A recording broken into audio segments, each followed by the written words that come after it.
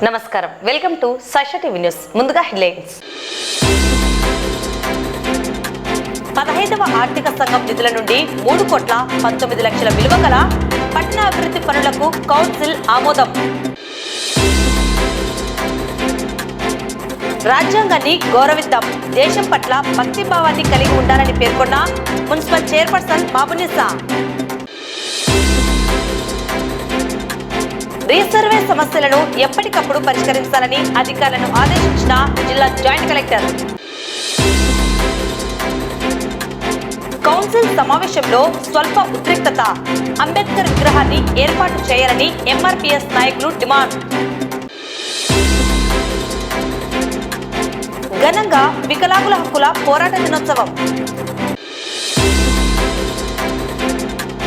Nandyal SC, ST, BC, minority ఐక్య సమైక్య ఆధ్వర్యంలో ఘనంగా 76వ రాజ్యాంగ దినోత్సవం. నంద్యాల పట్టణం నాగలింగేశ్వర స్వామి దేవస్థానంలో భక్తి శ్రద్ధలతో సుబ్రహ్మణ్య షష్ఠి వేడుకలు. రికార్డు స్థాయిలో శ్రీశైలం మల్లన్న హుండీ ఆదాయం 7,27,26,400 నగదు.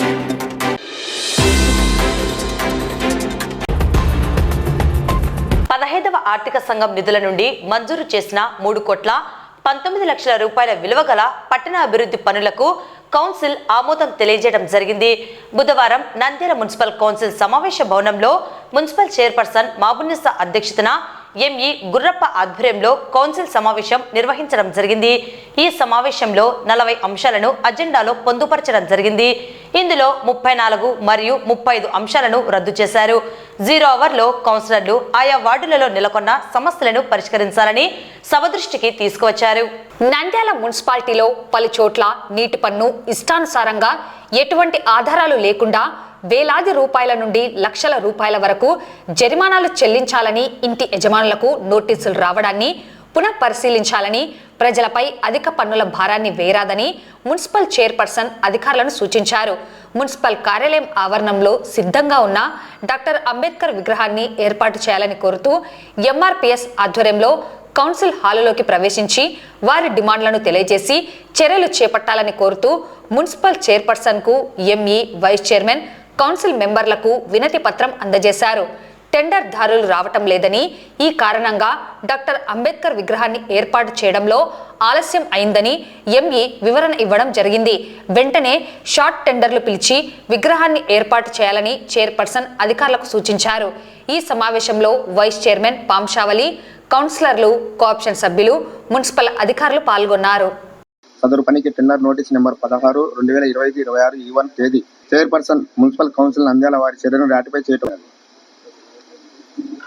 పనిచేస్తున్న క్లాస్ 4 సిబ్బందికి ప్రతి సంవత్సరం మాదిరిగా 2025-26 సంవత్సరంకు సంబంధించిన వాటిని టెండర్ ద్వారా తెప్పించగాను అంచనాలు తయారు చేసి చేయవలసిందిగా ఆదేశం పనిని ఆమోదించుతూ అందుకు అవసరం మొత్తం 6,20,000 సాధారణ నిధుల నుండి ఖర్చు చేసి వారి చర్యను రాటిఫై చేయటం గాను గౌరవ కౌన్సిల్ వాటి నిర్ణయం కొరకు ఉంచడమైనది. సదరు పనికి టెండర్ నోటీసు 17/2025-26 E1 తేదీ 30/10/2020 చూపబడిన తక్కువ టెండర్ దారును శ్రీ గాయత్రి ఆటోనమస్ విజయవాడ 15వ ఆర్థిక పరికాలం నెంబర్ 3 నందు పరిపాలనా అనుమతి మంజూరైనందున సదరు పనికి టెండర్ నోటీసు టెండర్ తెరవడమైనది. దాఖలు కాబడిన టెండర్ల విలువ పట్టికను చదవడమైనది. పై పట్టికలో తెలిపిన తక్కువ టెండర్ దారిన శ్రీ ఎం నాగరాజు, కాంట్రాక్టర్ నంద్యాల యొక్క 1.10%. 15వ ఆర్థిక సంఘం నిధుల సదరు పనికి టెండర్ నోటీస్ నెంబర్ 17/2025-26 E1 దాఖలు కాబడే టెండర్ల విలువ పట్టికను చదవడమైనది. పై పట్టి నిధుల నుండి కింద తెలిపిన పని కాలం నెంబర్ 3 నందు పరిపాలనా అనుమతి మంజూరు 12/11/2025 టెండర్ తెరవడమైనది. దాఖలు కాబడిన టెండర్ వెంకటేశ్వర కన్స్ట్రక్షన్ యొక్క టెండర్ను గౌరవ కౌన్సిల్ వారి నిర్ణయం కొరకు ఉంచడమైనది.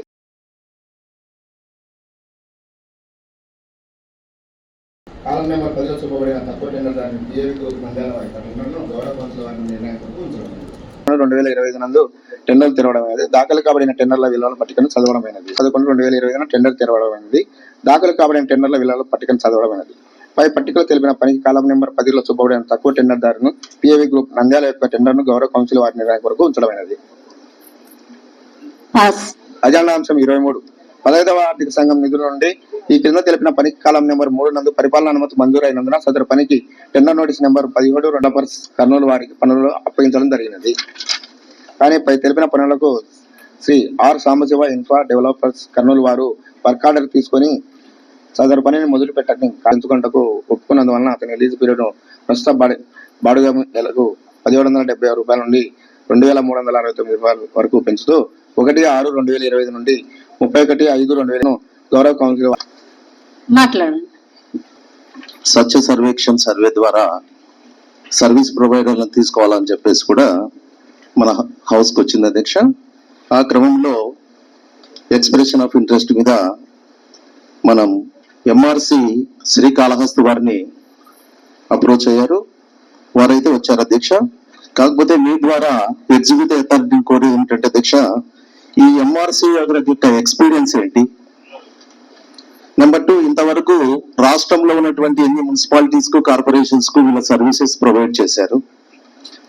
అదేవిధంగా మన యొక్క మున్సిపాలిటీ యొక్క ఫిజికల్ అండ్ ఎన్విరాన్మెంటల్ కండిషన్స్ కు వారిచ్చే సర్వీసెస్ సరిపోతాయా?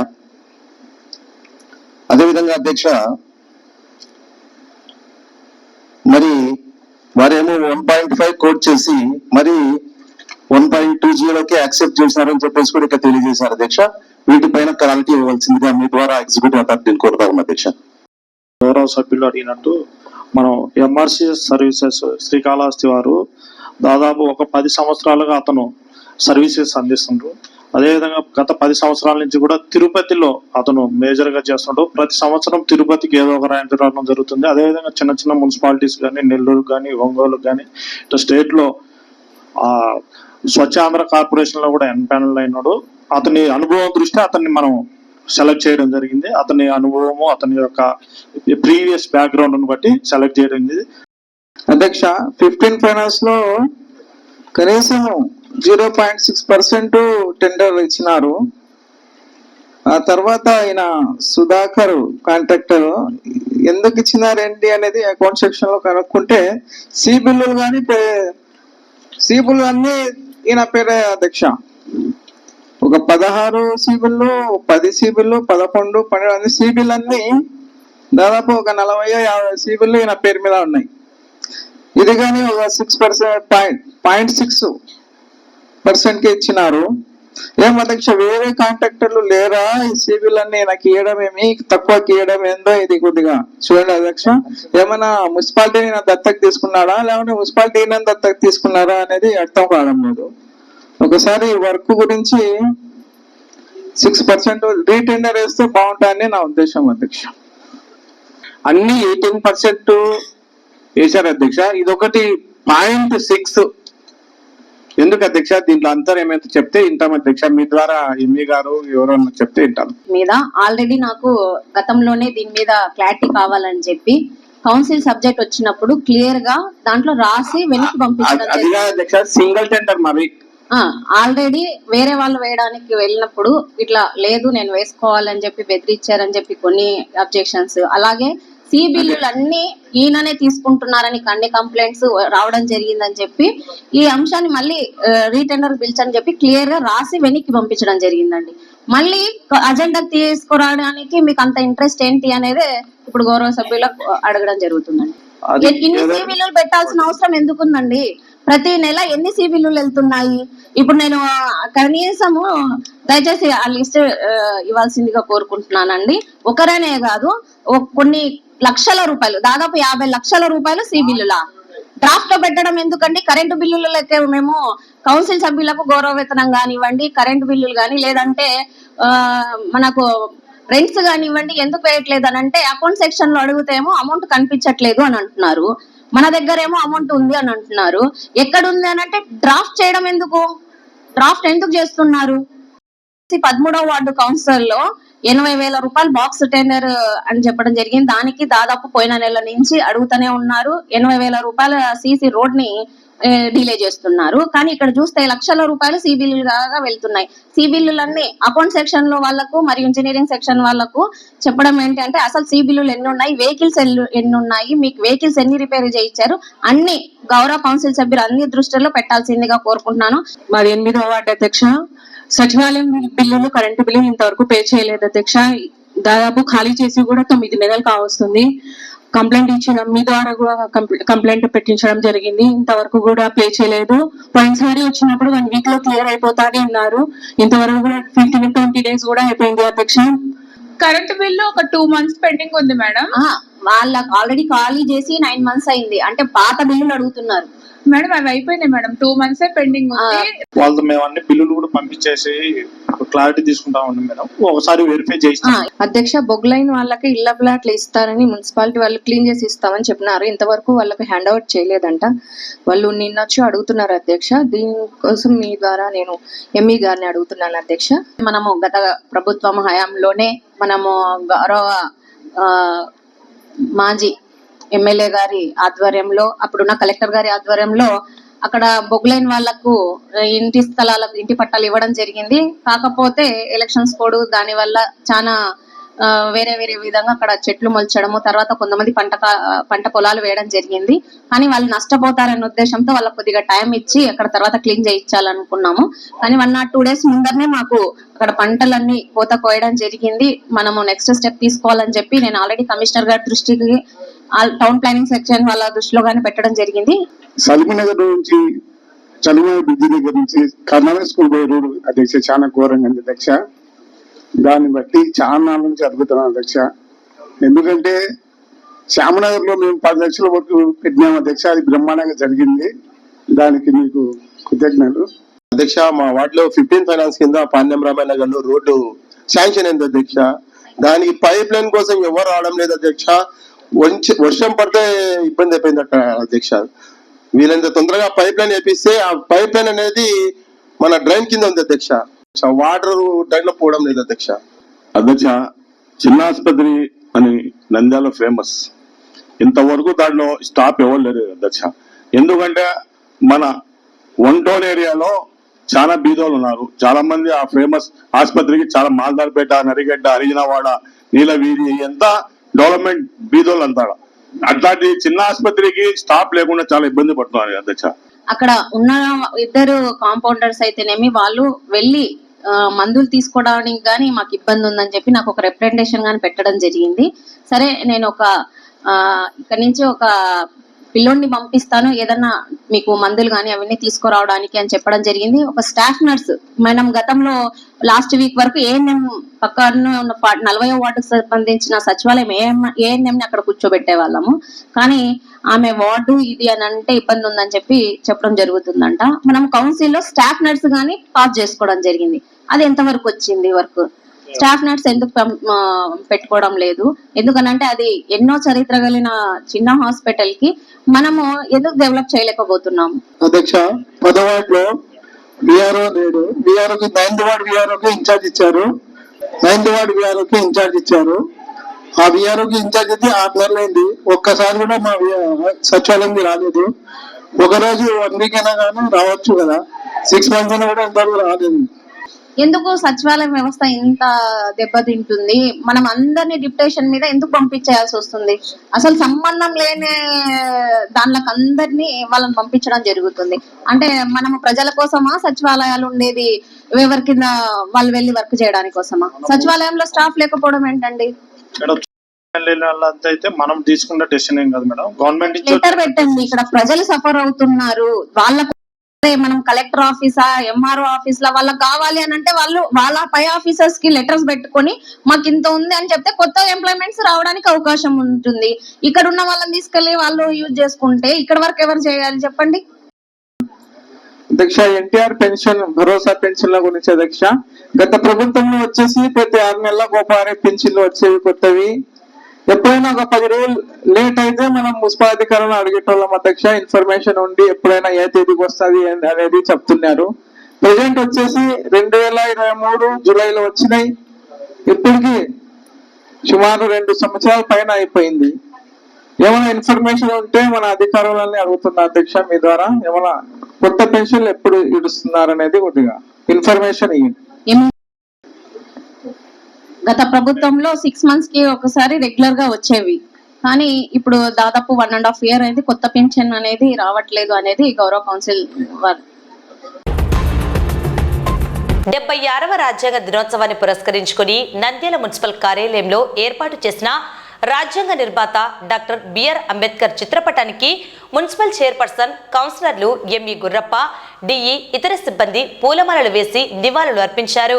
రాజ్యాంగాన్ని ప్రతి పౌరుడు గౌరవించాలని, దేశం పట్ల భక్తిభావాన్ని కలిగి ఉండాలని మున్సిపల్ చైర్పర్సన్ పిలుపునిచ్చారు. అనంతరం రాజ్యాంగ ఆవిర్భావం గురించి తెలియజేశారు. నవంబర్ 26 రాజ్యాంగ దినోత్సవ శుభాకాంక్షలు తెలియజేసుకుంటూ ఈ రోజు రాజ్యాంగాన్ని అందించిన అంబేద్కర్ గారికి ఘన నివాళులు మన మున్సిపల్ సిబ్బంది ఎంఈ గారు మరియు డిఏలు, మున్సిపల్ సిబ్బంది, గౌరవ కౌన్సిల్స్ అందరి తరఫున ఘన నివాళులు అర్పించడం జరిగింది. మనందరికీ తెలుసు ఈ రోజు మనం ఎంత స్వాతంత్రంగా స్వేచ్ఛగా జీవిస్తున్నాము. ప్రతి ఒక్కరికి మానవ హక్కులు కలిగించినది ఏంటిదంటే మన రాజ్యాంగాన్ని. అలాంటి రాజ్యాంగాన్ని పురస్కరించుకుని మనము అందరము రాజ్యాంగాన్ని గౌరవిస్తూ మన దేశం పట్ల భక్తిభావ్యతతో ఉండాలని చెప్పి మనస్ఫూర్తిగా కోరుకుంటూ ఈ రోజు అందరికి రాజ్యాంగ దినోత్సవ శుభాకాంక్షలు తెలియజేస్తున్నాం. ఈ కార్యక్రమంకి ఇచ్చేసినటువంటి గౌరవనీయులు చైర్పర్సన్ మేడం గారికి, అదేవిధంగా గౌరవనీయులు కౌన్సిలర్లకు, కోఆప్షన్ మెంబర్లకు, ఆటో సిబ్బందికి 76వ రాజ్యాంగ దినోత్సవ శుభాకాంక్షలు తెలుపుకుంటూ, మనకు ఈ రోజు ఈ దినం యొక్క ప్రత్యేకత ఏమిటంటే, మనకు స్వాతంత్రం వచ్చిన కొత్తలో మనల్ని పరిపాలించుకోవడానికి ఏ విధంగా పరిపాలించుకోవాలని చెప్పేసి డాక్టర్ బాబాసాహెబ్ అంబేద్కర్ గారి అధ్యక్షతన సుమారు 2-3 సంవత్సరాలు కష్టించి వివిధ దేశాలు తిరిగేసి మన జాతీయ పౌరులందరికీ న్యాయాన్ని, స్వేచ్ఛాన్ని, సమానత్వాన్ని, సభృత్వాన్ని పెంపొందించుటకు ఏ విధమైనటువంటి అవకాశాలు కావాలి అని చెప్పేసి మన రాజ్యాంగాన్ని నిర్మించడం జరిగినది. ఆ రాజ్యాంగం 1950 జనవరి 26 నుంచి మనకు అమలులోకి వచ్చినది. మొదటగా 1949 నవంబర్ 26వ తేదీన ఇది ప్రవేశపెట్టడం జరిగింది. ఆ దినాన్ని మనం పురస్కరించుకొని ఈ రోజు మనం నవంబర్ 26న జాతీయ రాజ్యాంగ దినోత్సవంగా మనము పరిగణించబడుతుంది. ఆ దినాన్ని పురస్కరించుకొని అంబేద్కర్ గారికి నివాళులు అర్పించుతూ వారు మనకు ఇచ్చినటువంటి రాజ్యాంగాన్ని పరిరక్షించుకుంటూ అందులోనే అవకాశాలను మనం సద్వినియోగం చేసుకొని మనం భారతదేశ అభివృద్ధిలో భాగస్వాములు కావాలని చెప్పేసి ఆకాంక్షించు. రీసర్వే సమస్యలు పెండింగ్ లేకుండా ఎప్పటికప్పుడు పరిష్కరించాలని జిల్లా జాయింట్ కలెక్టర్ కొల్లాబత్తుల కార్తిక్ సంబంధిత అధికారులకు సూచించారు. బుధవారం గోస్పాడు మండలం జిల్లెల గ్రామంలో రీసర్వే సమస్యలపై జిల్లా జాయింట్ కలెక్టర్ కొల్లాబత్తుల కార్తిక్ గ్రామ సభ నిర్వహించారు. ఈ సందర్భంగా జిల్లా జాయింట్ కలెక్టర్ మాట్లాడుతూ 2023-24 సంవత్సరం జరిగిన రీసర్వే కార్యక్రమంలో జిల్లెల గ్రామం నందు కొంతమంది రైతులకు జాయింట్ ఎల్పిఎంలు పడ్డాయని మరియు భూమి కొలతలలో తేడాలు, ఒకరి భూమి మరొకరికి కేటాయించడం వంటి సమస్యలు వచ్చాయన్నారు.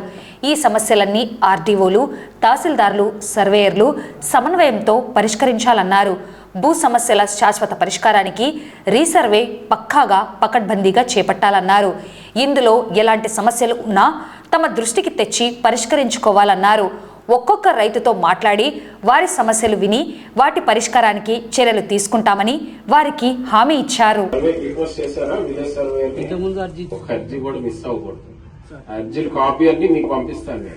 సో ఇక్కడ వస్తున్న సమస్యలు బ్రాడ్ గా నేను ఇప్పుడు విస్తీర్ణం సమస్య, జాయింట్ ఎల్పిఎం సమస్య అన్ని కూడా నేను నోట్ చేసుకుని అదే తీసుకుంటానండి. 1 by 1 వాళ్ళకి డైరెక్షన్ ఇచ్చేస్తాను. ఇప్పుడు ఈ కేసులో రాధమ్మ కేసులో మనం 33 సెంట్లు తగ్గింది అంటున్నారు కాబట్టి మనకి కొలత వేయాలి. కానీ కొలత వేయడానికి ఏమైనా రీసెంట్ గా అటెంప్ట్ చేశామా? ఏంది అంటే రీసర్వే అప్పట్లో రీసర్వే అప్పుడు వేసిందో కొలత మన తర్వాత వేయలేదు. మీరు చెప్పండి, మీ దృష్టిలో ఏమైనా ఉందా? పక్క పొలం ఏమైనా యాడ్ అయిందా లేకపోతే చూడాలి. క్లారిఫికేషన్ ఏంటంటే మనకి ఒక 2 సంవత్సరాల క్రితము ఈ ఫ్రీ హోల్డ్ అని కన్ఫర్మ్ చేశారు మనకి సర్వే నంబర్లలో. అందులో ఏ భూములు, అసైన్డ్ భూములు, ఇనా భూములు, ఈ 2 భూములు కూడా ఫ్రీ హోల్డ్ కన్ఫర్మ్ చేశారంటే అమ్ముకోవచ్చు ఇవి ఫ్రీగా. తర్వాత ఏమైందంటే లాస్ట్ ఇయర్ నుంచి దీని మీద వెరిఫికేషన్ మొదలు పెట్టారు. అంటే ముందు ఇట్లాగా ఫ్రీ హోల్డ్ అని పెట్టిన భూములు ఏవైతే ఉన్నాయో అవి కరెక్ట్ గా వెరిఫికేషన్ జరిగిందా లేదా అని ఇంకొకసారి చెక్ చేయమని ప్రభుత్వం నుంచి ఆదేశాలు వచ్చింది. ఫ్రీ హోల్డ్ భూములు మనం చెక్ చేసుకుని రిపోర్ట్ అనేది పంపించారు, పైకి కూడా పంపించాం మనం. కానీ దాని మీద డెసిషన్ తీసుకునే వరకు ఆ ఫ్రీ హోల్డ్ భూముల మీద రిజిస్ట్రేషన్లు ఆపేశారు. సో ఇది మనకి గవర్నమెంట్ నుంచి సర్క్యులర్ వచ్చింది. గవర్నమెంట్ స్థాయిలో దీని మీద ఇంకా నిర్ణయం తీసుకోవాల్సి ఉంది, ఫ్రీ హోల్డ్ లో ఉంచాలా తీసేయాలని. 20లో 21, 22లో 23, 24లో ఈ ఫ్రీ హోల్డ్ అనేది చేసాం మనం. చేసిన తర్వాత ప్రభుత్వం ఏమందంటే వీటిలన్నిటి మీద ఒక నిర్ణయం తీసుకునే వరకు ఏం రిజిస్ట్రేషన్ అవ్వకూడదని 2 నెలలు పొడిగించుకుంటూ వస్తున్నారు. ఇప్పుడు ఇంకో 2 నెలలు పొడిగించారు. అంటే డిసెంబర్ వరకు రిజిస్ట్రేషన్ కావా ఫ్రీ హోల్డ్ సర్వే నంబర్లు? రిజిస్ట్రేషన్లు కాదు, మనం పేరు కూడా మార్చలేము. ఫ్రీ హోల్డ్ నంబర్ అన్ని కూడా ఫ్రీజ్ చేశారు, లాక్ చేసేసారు ఆ సర్వే నంబర్లని. ఆ లాక్ అనేది ఇంతకుముందు యూజువల్లీ జిల్లా స్థాయిలో చేసేవాళ్ళం, ఏదైనా సమస్యలు ఉన్నాయి, డిస్ప్యూట్లు ఉన్నాయంటే. కానీ ఇప్పుడు అట్లా కూడా కాకుండా స్టేట్ లెవెల్లోనే వీటిని లాక్ చేశారండి. చేసి నిర్ణయం తీసుకోవాల్సి ఉంది ఇంకా free hold. So free hold వేరు, మీరు ఇప్పుడు కంగారు పడక్కర్లేదు. కానీ ప్రస్తుతం అయితే మ్యూటేషన్లు కానీ రిజిస్ట్రేషన్లు కానీ జరగవు. ఫ్రీ హోల్డ్ అని మనకి ఏవేవైతే పడ్డాయో వాటికి మాత్రమే. నంద్యాల మున్సిపల్ కౌన్సిల్ సమావేశంలో స్వల్ప ఉద్రిక్తత చోటు చేసుకుంది. మున్సిపల్ కౌన్సిల్లోకి ఎంఆర్పీఎస్ నాయకులు దూసుకొచ్చారు. స్థానిక పట్టణంలోని బొమ్మల సత్రంలో అంబేద్కర్ విగ్రహాన్ని ఏర్పాటు చేయకుండా అధికారులు నిర్లక్ష్యం చేస్తున్నారంటూ ఎంఆర్పీఎస్ నాయకులు ఆగ్రహం వ్యక్తం చేశారు. అంబేద్కర్ విగ్రహం దిమ్మే ఏర్పాట్లకు మంత్రి ఫరూక్ శంకుస్థాపన చేసినా అధికారులు పట్టించుకోలేదంటూ చైర్పర్సన్ మాబున్నీసాకు వినతి పత్రం అందజేశారు. అంబేద్కర్ విగ్రహం ఏర్పాటు చేయడంలో నిర్లక్ష్యం వహించిన అధికారులపై ఎస్సీ/ఎస్టీ కేసు నమోదు చేయాలని ఎంఆర్పీఎస్ నాయకులు కోలా కళ్యాణ్ సభ్యులు డిమాండ్ చేశారు. అంబేద్కర్ విగ్రహానికి మెట్ల దిమ్మె త్వరగా పూర్తి చేయాలని చైర్పర్సన్ మాబున్నీసాకు వినతి పత్రం అందజేశారు. ఖచ్చితంగా ఇక్కడనే ఆమోదించడం జరిగింది, ప్లేస్ ఇవ్వడం జరిగింది. మాకు గాని అంబేద్కర్ గారి పట్ల ఎందుకంటే మనకి రాజ్యాంగం ఇచ్చిన అంబేద్కర్ పట్ల ఎంతో భక్తి భావాలు ఉన్నాయి కాబట్టి ఇక్కడ గాని మేము వెంటనే దాన్ని శాంక్షన్ చేయడం జరిగింది. మీరు వస్తే దీనికి ఇంకా ఎందుకు టైం పడుతుందో మేము గాని అధికారులని అడగడం జరుగుతుంది. ఈ రోజు భారతదేశానికి స్వాతంత్రం వచ్చిన తర్వాత యొక్క రాజ్యాంగం అమలు పరచాలని చెప్పి ఈ రోజు ఈ దినం పొద్దు డాక్టర్ బాబాసాహెబ్ బిఆర్ అంబేద్కర్ గారు ఒక రాజ్యాంగాన్ని రచించి భారత ప్రజలు అందరూ సమానమే, పేదలకు ఒకటే ఓటు హక్కు, ధనవంతునికి ఒకటే ఓటు హక్కు అని చెప్పిన మొట్టమొదటి వ్యక్తి, ప్రపంచంలో అత్యున్నతమైన మేధావుల్లో ఒకరుగా ఉన్న డాక్టర్ బాబాసాహెబ్ బిఆర్ అంబేద్కర్ గారి విగ్రహాన్ని గౌరవ రాష్ట్ర మంత్రివర్యులు న్యాయశాఖ మంత్రి శ్రీ ఎన్ఎండి ఫరూక్ గారు ఇక్కడ శంకుస్థాపన చేసిండ్రు. ఎప్పుడు చేసిండ్రయ్యా అంటే అంబేద్కర్ జయంతి ఏప్రిల్ 16, 2025 సంవత్సరం అంబేద్కర్ జయంతి జరిగింది. ఆ రోజు శంకుస్థాపన చేస్తే వర్ధంతి వస్తా ఉంది, కరెక్ట్ గా 9 రోజులు ఉంది.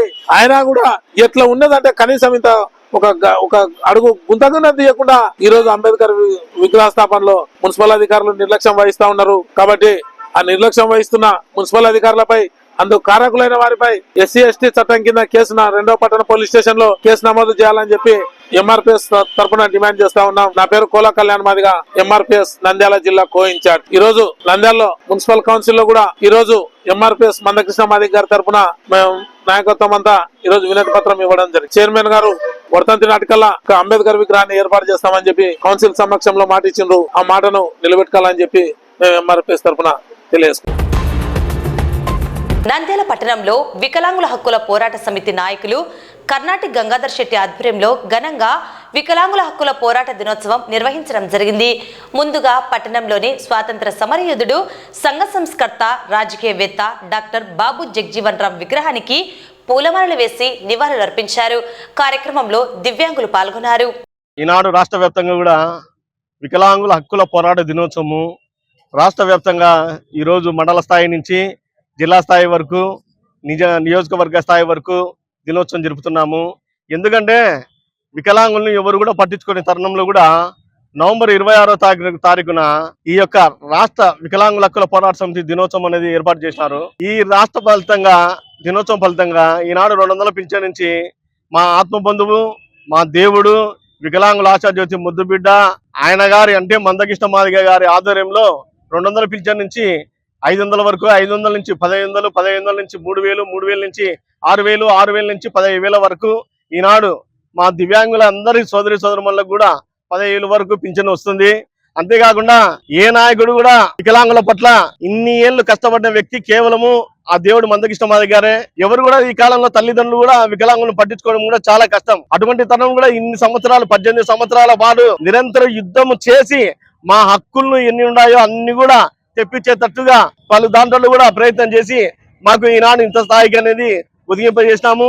అంతేకాకుండా ఈనాడు 3 చక్రాల బండ్లు అయితేనేమి, బ్యాటరీ బండ్లు అయితేనేమి, పెట్రోల్ బండ్లు అయితేనేమి, తర్వాత వివాహం చేసుకుంటే 2 లక్షల వరకు మాకు వివాహ బహుమతి వచ్చింది.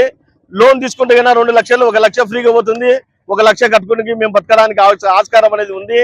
మా వికలాంగుల పట్ల ఇన్ని చేసిన ఆ మహానుభావునికి ఏమిచ్చినా కానీ మా రుణం అంటూ మేము తీర్చుకోలేము.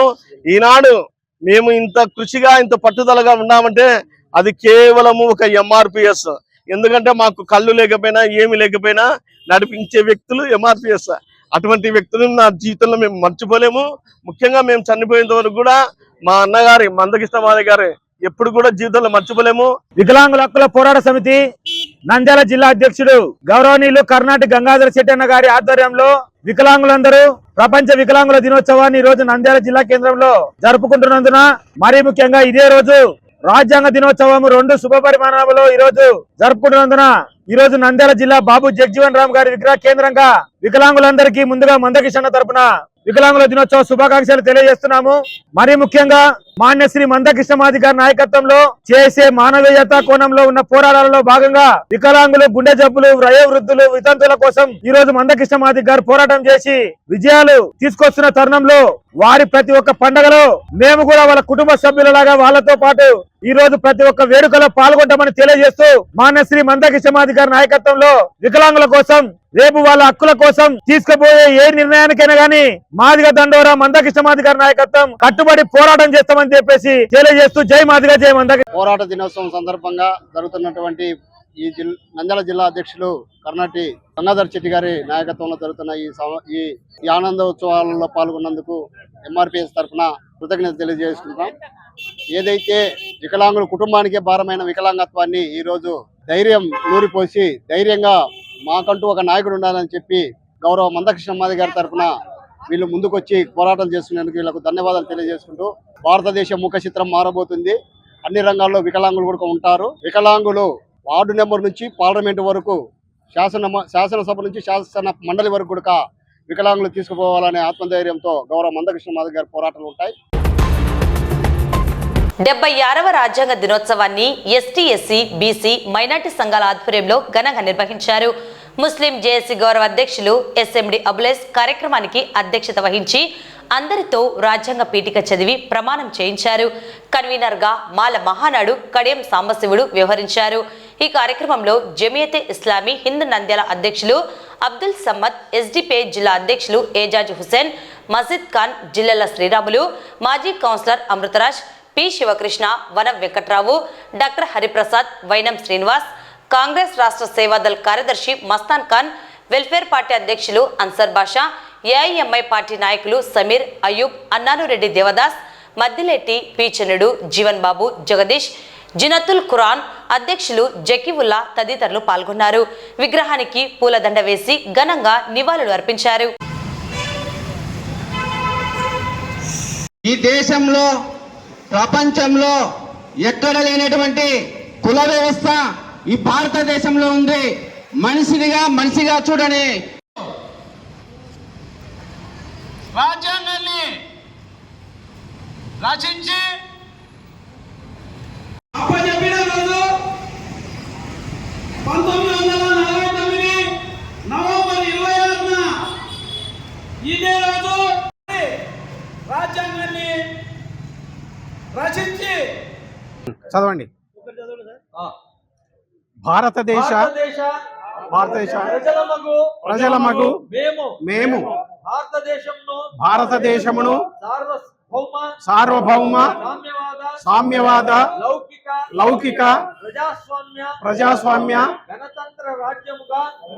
రాజ్యముగా నెలకొల్పుటకు అందరి సమానత్వమును చేకూర్చుటకు మరియు వారందరి ఈరోజు భారతదేశ వ్యాప్తంగా 2015వ సంవత్సరం నుంచి సంవిధాన్ దివస్గా ఈరోజు రాజ్యాంగ దినోత్సవంగా ఈరోజు ప్రకటించి మరి దేశవ్యాప్తంగా ఈరోజు జరుగుతున్నందుకు చాలా సంతోషంగా ఉంది.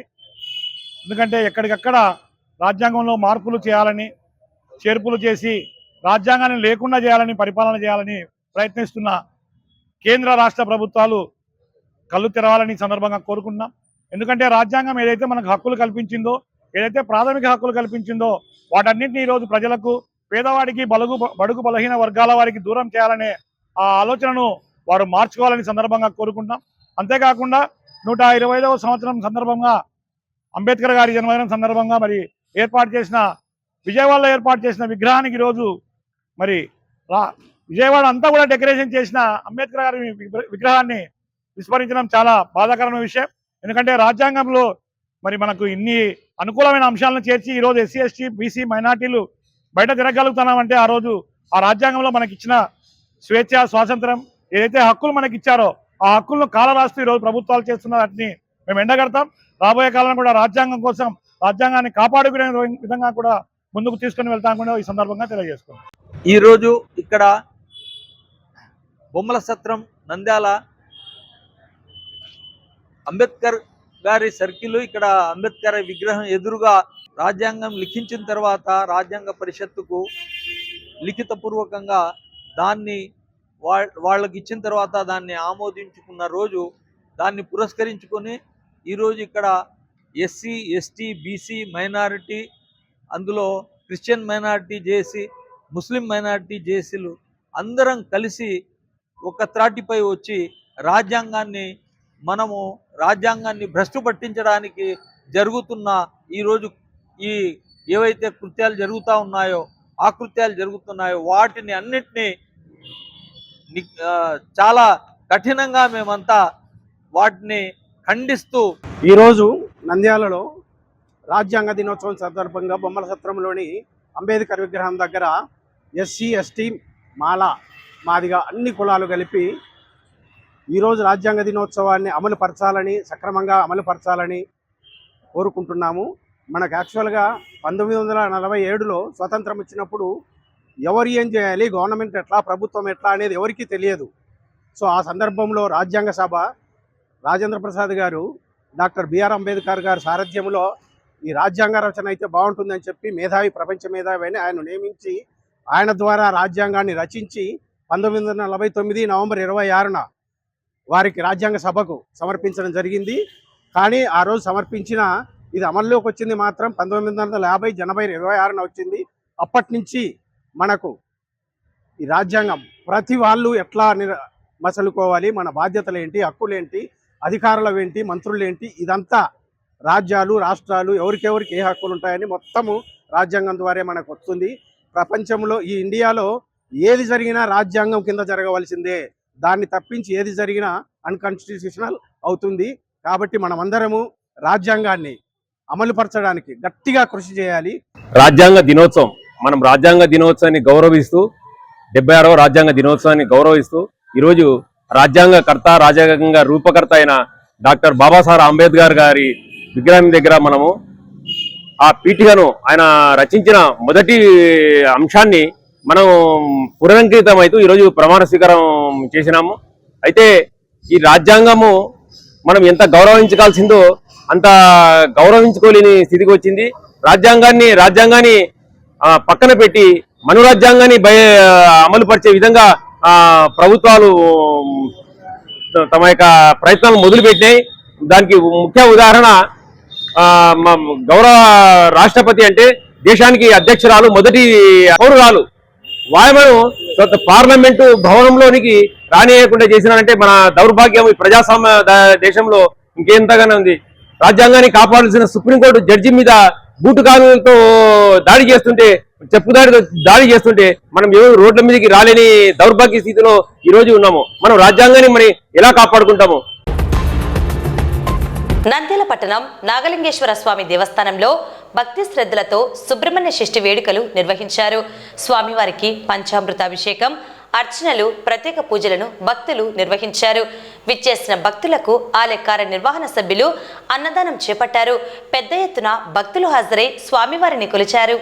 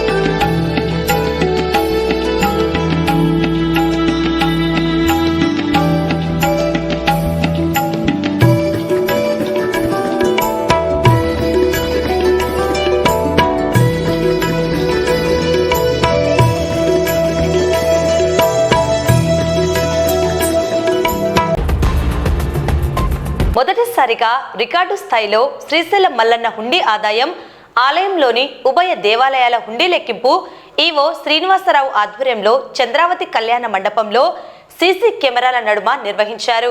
శ్రీ బ్రహ్మరాంబ సమేత మల్లికార్జున స్వామి అమ్మవార్ల ఉభయ ఆలయాలు పరివార దేవాలయాల హుండీ లెక్కింపులో శ్రీశైలం మల్లన్న దేవస్థానానికి 7,27,26,400 రూపాయల నగదు రాబడిగా లభించిందని ఈవో శ్రీనివాసరావు వెల్లడించారు.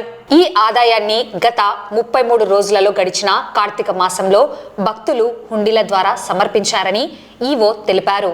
అయితే గత ఏడాది కార్తీక మాసంలో వచ్చిన హుండీ ఆదాయంతో పోలిస్తే ఈ ఏడాది 1,30,00,000 అధిక రాబడిగా మల్లన్న హుండీ ఆదాయం వచ్చింది. కార్తీక మాసంలో ఇప్పటి వరకు ఇంత పెద్ద మొత్తంలో హుండీ ఆదాయం రావటం మొదటిసారి. అయితే ఈ హుండీ లెక్కింపులో నగదుతో పాటు 117 గ్రాముల బంగారు, 7 కేజీల వెండి తదితర విదేశీ కరెన్సీ ఈ హుండీ లెక్కింపులో లభించాయి. హుండీ లెక్కింపులో దేవస్థాన అన్ని విభాగాలకు చెందిన అధికారులు, సిబ్బంది, శివ సేవకులు పాల్గొన్నారు.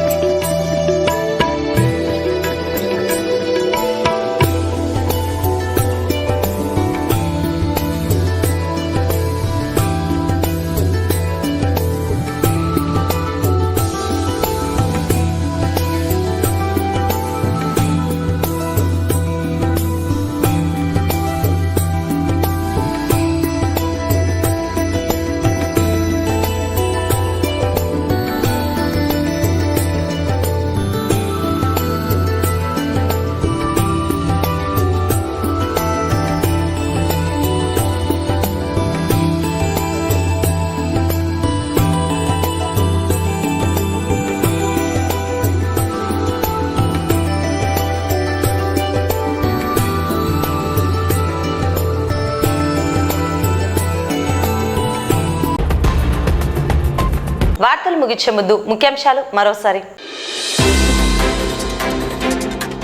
15వ ఆర్థిక సంఘం నిధుల నుండి 3,19,00,000 విలువ గల పట్టణ అభివృద్ధి పనులకు కౌన్సిల్ ఆమోదం. రాజ్యాంగాన్ని గౌరవిద్దాం, దేశం పట్ల భక్తిభావాన్ని కలిగి ఉండాలని పేర్కొన్న మున్సిపల్ చైర్పర్సన్ మాబునిసా. రీసర్వే సమస్యలను ఎప్పటికప్పుడు పరిష్కరించాలని అధికారులను ఆదేశించిన జిల్లా జాయింట్ కలెక్టర్. కౌన్సిల్ సమావేశంలో స్వల్ప ఉద్రిక్తత, అంబేద్కర్ విగ్రహాన్ని ఏర్పాటు చేయాలని ఎంఆర్పీఎస్ నాయకులు డిమాండ్. ఘనంగా వికలాంగుల హక్కుల పోరాట దినోత్సవం. Nandyal SC, ST, BC, minority ఐక్య సమైక్య ఆధ్వర్యంలో ఘనంగా 76వ రాజ్యాంగ దినోత్సవం. నంద్యాల పట్టణం నాగలింగేశ్వర స్వామి దేవస్థానంలో భక్తి శ్రద్ధలతో సుబ్రహ్మణ్య షష్ఠి వేడుకలు. రికార్డు స్థాయిలో శ్రీశైలం మల్లన్న హుండీ ఆదాయం 7,27,26,400 నగదు.